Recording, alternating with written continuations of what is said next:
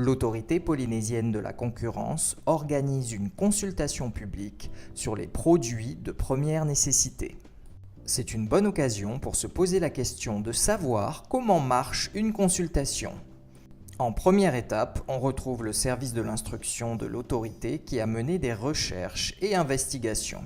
Cela consiste notamment en de la recherche de données, des rencontres avec les différents acteurs économiques et de nombreuses réflexions sur le sujet.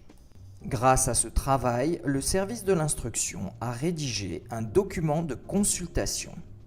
Ce document de consultation comprend des analyses, du benchmarking et des éléments de recommandation. Bien que cela ne soit pas une obligation, pour les PPN, le service de l'instruction a estimé qu'il était nécessaire de tester ce document auprès des acteurs.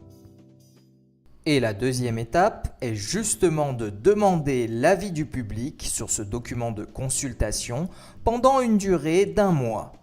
Les acteurs visés sont très nombreux. Vous pouvez réagir simplement en lisant le document de consultation et en répondant aux questions présentes dans le texte. Mais attention, ce document de consultation n'est pas un avis de l'autorité. Il ne s'agit que d'une étape dans la procédure.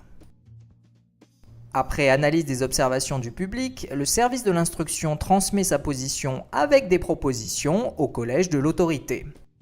C'est à partir de cette étape que le collège entendra des acteurs économiques pour se forger une opinion.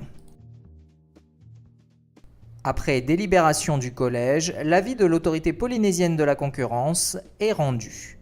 Il est transmis avec des recommandations au gouvernement de la Polynésie française.